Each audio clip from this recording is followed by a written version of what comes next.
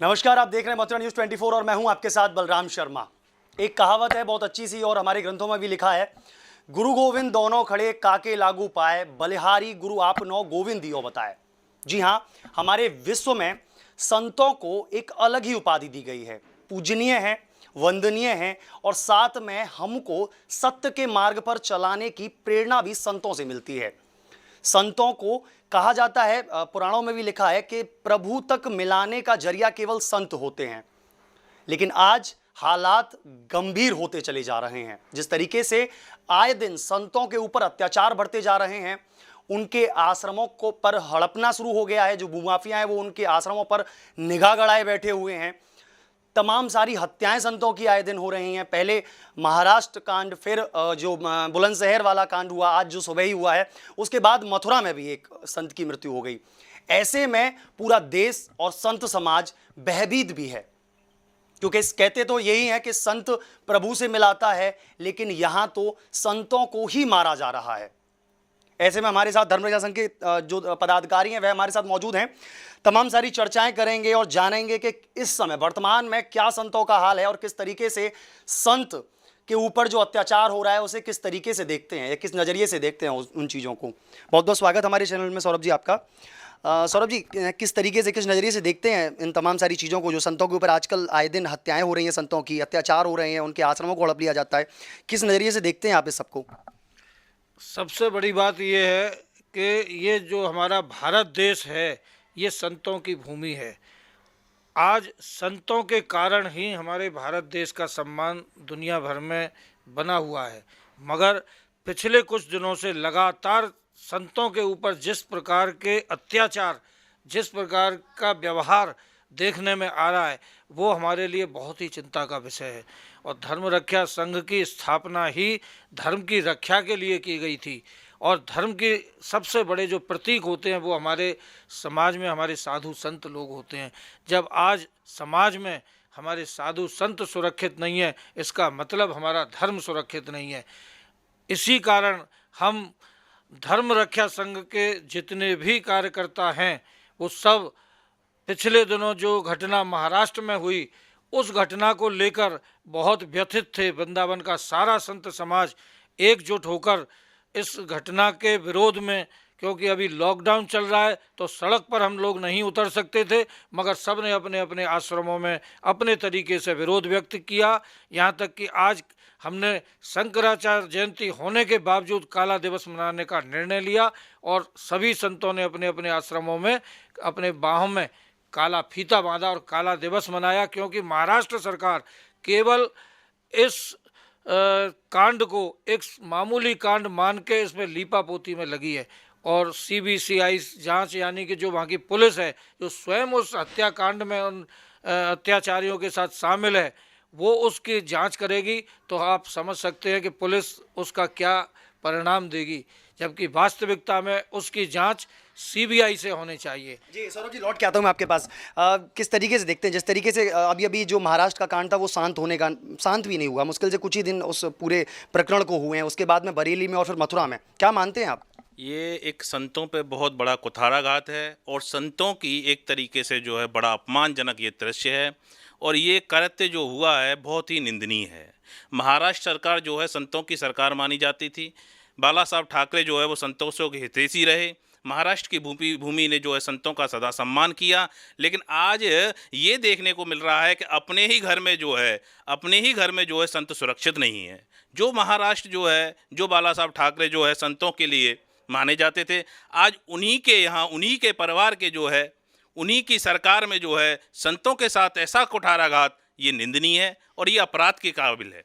और जो कृत्य हुआ है, पुलिस को आप जो वीडियो दर्शाया गया है, जिस वीडियो में अगर आप देखेंगे तो आपका भी जो हृदय है वो विदीर्ण हो जाएगा, दुखी हो जाओगे। आपके मन में एक ऐसा आएगा कि ये जिस तरीके से इन संतों को मारा गया है और जिन्होंने ये कृत्य किया है, इनको एक तरफ से सबको जो है समाप्त कर देना चाहिए। क्योंकि संतों का जो कृत्य किया है, जिस तरीके से वो संतों के प्राण निकलने के बावजूद भी उन संतों को छोड़ा नहीं गया और उन संतों को फिर भी पीटते रहे हैं, बड़ा निंदनीय कृत्य। अच्छा, आप महाराष्ट्र की बात तो कर रहे हैं, जिस तरीके से अभी अभी बुलंदशहर में अभी एक प्रकरण आज शाम तक ही आया था, सुबह तक, तो उस सुबह वाले प्रकरण में और अभी अभी मथुरा से भी एक प्रकरण सामने निकल कर आया, वहाँ संत को मारकर और गड्ढे में डाल दिया गया है। तो ऐसे मामले आए दिन होते जा रहे हैं, बढ़ते जा रहे हैं। महाराष्ट्र के बाद लगातार ये कृत्य बढ़ता जा रहा है। कहीं ऐसा तो नहीं जो सरकार है, वर्तमान जो सरकार है, उसको एक प्रश्न चिन्ह में खड़ा करने की ये साजिश हो? नहीं, वर्तमान जो सरकार है वो सरकार पूरी तरीके से लगी हुई है। और जो आपका यहाँ बुलंदशहर के पास जो अनूप शहर का केस आया है, उस केस में जो आया है, उस केस में जो है थोड़ा वो जो संत जो थे, संत ने जो संत का जो चिमटा था, उस चिमटा को वो जो कुछ असामाजिक तत्व थे वो चुरा कर ले गए थे। संत ने उसकी रिपोर्ट की और रिपोर्ट करने के बाद में उस व्यक्ति ने दारू के नशे में आके वो संत की हत्या की। लेकिन इसके लिए भी जो है हमारी योगी जी की सरकार जो है वो पूरी तरीके से सजग है। उनको अरेस्ट किया गया और अरेस्ट करके उनको जो है जेल भेज दिया गया। लेकिन अगर देखा जाए तो अभी फ़िलहाल में ही जो है एक मथुरा का केस भी आ गया है। मथुरा में भी जो संतों के साथ ऐसा कुठाराघात हो रहा है। ऐसा लगता है कि आज अपने ही देश में जो है, अपने ही सिस्टम में जो है, आज संतों के साथ में जो है अमानवीय कृत्य हो रहा है। जी, और भी संत हमारे साथ यहाँ मौजूद हैं। महाराज जी, क्या मानते हैं आप, जिस तरीके से लगातार संतों पर आए दिन अत्याचार होते हैं, क्या ये अभी नया नया मामला आया या पहले से शुरू से ही ऐसे अत्याचार होते आए हैं संतों पर? पहली बार आए वैसे तो, और पहले राम जी के ज़माने से भी संतों का अपमान हुआ है और अभी भी अपमान हो। जब भी संतों में अपमान होगा, धरती संत विहीन हो जाएगी तो कलयुग अपने आप बढ़ जाएगा। धरती अगर संत विहीन हो जाएगी तो कलयुग बढ़ जाएगा। जी, आप कुछ कह रहे थे, अभी नया मामला आया है। नया मामला तो है ही है। इस प्रकार संतों का अगर इससे पहले कुछ नहीं था? नहीं, इससे पहले था, लेकिन हर सतयुग में, त्रेता में, हर जगह रहता है। लेकिन कलयुग आने की चेष्टा में इससे पहले देखो कोरोना बीमारी चल गई, महामारी आ गई। अब ये संतों के साथ में ऐसा हो रहा है। महाराज जी, कलयुग, सतयुग और उनको छोड़िए, अगर मैं वर्तमान की बात करूं तो ये अभी जो प्रकरण हुआ महाराष्ट्र से स्टार्ट हुआ है, ये लगातार चलता चला आ रहा है। आज भी मथुरा में एक केस हो गया। तो ऐसे में क्या आप ये मानते हैं कि ये अभी स्टार्ट हुआ है, इससे पहले नहीं था? नहीं, पहले भी कभी कभी होते रहते हैं संतों के साथ में। ऐसा क्यों होता है? क्यों संतों को ही निशाना बनाया जाता है? क्यों भगवा को ही निशाना बनाया जाता है? क्या भगवा ही आंखों में खटकता है बस? अब भगवा खटक रहा है तभी तो ऐसा हो रहा है। क्योंकि संत एक ऐसे हैं कि संत बिल्कुल सज्जन तरीके से रहते हैं। अगर कोई गाली भी देता है तो उसको सहज अपने ऊपर धारण कर लेते हैं। इसलिए संतों के ऊपर हर कोई हावी हो जाता है, चढ़ जाता है। आपने काली पट्टी बांध रखी है, इसका कारण यही है कि हमको दुख है और रोष है कि हमारे संतों के साथ में ऐसा हुआ है। तो ऐसा हुआ है तो आपत्तिजनक ऐसे हत्याएं हुई हैं, ये परेशानियां हुई हैं, तो हमको शोक है, हमको दुख है कि अगर हमारे संतों के साथ ऐसा हुआ है तो आज हम भी लड़ने के लिए तैयार हैं। अच्छा, ठीक है, आपने ये काली पट्टी बांधी है, काली पट्टी बांधकर आप विरोध जता रहे हैं, उसका विरोध कर रहे हैं। क्या इस काली पट्टी बांधने से और उनको सजा होने से आप संतुष्ट हो जाएंगे? नहीं, देखो, काली पट्टी बांधी है और ना शांत होने वाले हैं। हम तो लॉकडाउन खुलने का इंतजार कर रहे हैं और अखाड़ा परिषद का इंतजार कर रहे हैं। उनका ऑर्डर हुआ, इधर सब नागा तैयार हैं, इधर सब साधु तैयार हैं और सभी ब्रजवासी तैयार हैं हमारे यहाँ से वृंदावन से जाने के लिए। हमारे यहाँ से कम 2 से 2,500 आदमी, धर्म रक्षा संघ के सभी सदस्य, सभी धर्म योद्धा, सभी तैयार हैं लड़ने के लिए और मरने के लिए। देखा जाएगा, जिन्होंने संतों को मारा है हम भी अपना देख लेंगे जो भी होगा। राष्ट्रीय अध्यक्ष जी भी मौजूद हैं, सौरभ जी। दोबारा चलते हैं सौरभ जी के पास में। सौरभ जी, जिस तरीके से कह रहे हैं कि धर्म रक्षा संघ तैयार है, लॉकडाउन खोलने का इंतजार कर रहा है, तो क्या लॉकडाउन खुलते ही आप लोग सब कूच करेंगे? वहाँ कहाँ जाएंगे? पहले महाराष्ट्र जाएंगे या बदायूं जाएंगे या किधर की तरफ जाएंगे? पहले सबसे पहले किधर की तरफ कूच करेंगे या अपने मथुरा को ही देखेंगे? देखो, इस समय जो वर्तमान परिस्थिति है, जो महाराष्ट्र वाला मामला था, उस पे तो हमारे चिंतन मनन मंथन और सभी संतों के संग में बातचीत चल रही थी। मगर अचानक से जो ये अनूप शहर का मामला आया है, मथुरा का मामला आज ही आया है, तो इसके ऊपर अभी हमने कोई रूपरेखा पूरी तरीके से तैयार नहीं की है। मगर ये बात जरूर है कि इस समय हमारा हिंदू धर्म संकट में है और कोई ना कोई षड्यंत्रकारी इस तरीके के लोग लगे हुए हैं जो हमारे हिंदू धर्म के जो मान बिंदु हैं, हमारे जो संत लोग हैं, उनको समाप्त करके हिंदू धर्म को कमज़ोर करना चाहते हैं। तो बहुत जल्दी उनके लिए भी हम सब लोग साथ बैठ के कोई नई रणनीति की घोषणा अवश्य करेंगे और उस पर आगे अमल भी करेंगे।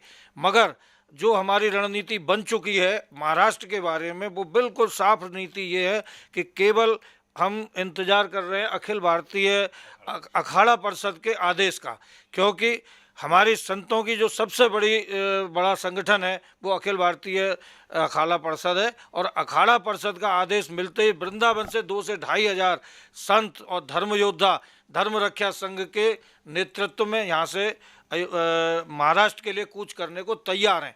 मगर हम जाएंगे जब हमें ऊपर से आदेश प्राप्त हो। चलिए महाराज जी, महाराष्ट्र तो आप चलिए लॉकडाउन खोलने के बाद में जाएंगे, मथुरा तो आपके पास ही है, क्या मथुरा गए हैं आप? आपने देखा अभी तक क्या वहाँ का माहौल है, किस तरीके से देख रहे हैं वहाँ की चीज़ों को? अभी जो है लॉकडाउन की स्थिति है और मोदी जी का ऐसा आदेश है कि लॉकडाउन की स्थिति में आप जो है अपने घर में ही रहें, अपने आश्रम में रहें, अपने कुटिया में रहें, बाहर अन्यथा ना जाएं। अच्छा, क्या महाराज जी, क्या खून नहीं खोलता होगा जब ऐसी सूचनाएं आती हैं, जब ऐसा सुनने में आता है कि संतों के साथ में इतना दुराचार हो रहा है?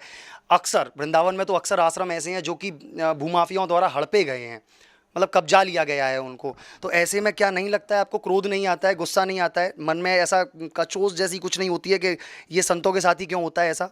नहीं, देखो, गुस्सा भी आता है, क्रोध भी आता है, खून भी खोलता है, सारी प्रक्रियाएं होती हैं, लेकिन एक संत के अंदर ही इतनी सामर्थ्य होती है कि इन सबको होते हुए भी वो प्रसन्न चित्त रहता है। वो उसका खून भी खोलेगा, सब कुछ होगा, लेकिन अभी जो है समय का इंतजार है। अखाड़ा परिषद का हमें आदेश जैसे ही प्राप्त होगा, हम महाराष्ट्र के लिए और जो भी कृत्य हो रहे हैं उनके लिए सभी बाध्यरत रहेंगे। और केवल क्योंकि हम लोग जो है एक अखाड़े से जुड़े हुए हैं, जैसे कि प्रशासन जो है वो गवर्नमेंट से जुड़ा हुआ होता है, आप लोग भी जैसे जुड़े हुए होते हैं, ऐसे ही हम अखाड़े के संत हैं तो अखाड़ों से जुड़े हुए हैं। जब तक हमको अखाड़ों का आदेश प्राप्त नहीं होगा तब तक हम कोई भी तैयारी नहीं कर सकते। अब खून हमारा कैसा खोलता है और कब खोलेगा, ये तो मेरे को जब अखाड़ा परिषद आदेश कर देगी उसके बाद आपको दिखाया जाएगा। बहुत बहुत धन्यवाद। तो तमाम संतों ने एक बात कही, एक राय कही कि जब भी लॉकडाउन खुलेगा जरूर जाएंगे महाराष्ट्र और कूच करेंगे। और केवल यही संत नहीं, वृंदावन के संत ही नहीं, पूरे देश के संत इस मुहिम में बिल्कुल तत्पर हैं और सब लोग एक गांठ बांध कर बैठे हैं कि लॉकडाउन खुलने का विलंब है बस।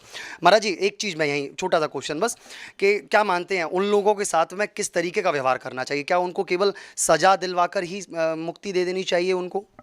नहीं, देखो, सजा इसमें तो हम ये कहेंगे कि पहले उन लोगों की जो है सीबीआई जांच होनी चाहिए। अगर सीबीआई जांच के बाद में अगर वो दोषी पाए जाते हैं, उनको दोष रहित हैं, वो दोष से युक्त हैं, तो फिर जो है जो जैसे हमारे संतों के साथ कृत किया, एक बार हमको भी एक बार ऐसा आदेश दे दीजिए कि हमें भी उनके साथ ऐसा कर लेने दें। बहुत बहुत धन्यवाद जी। आप क्या सोचते हैं सौरभ जी, कैसा करना चाहिए? क्योंकि देखिए लगातार होते जा रहे हैं संतों पर, अब की बार अगर नहीं बोले तो शायद कभी नहीं बोल पाएंगे।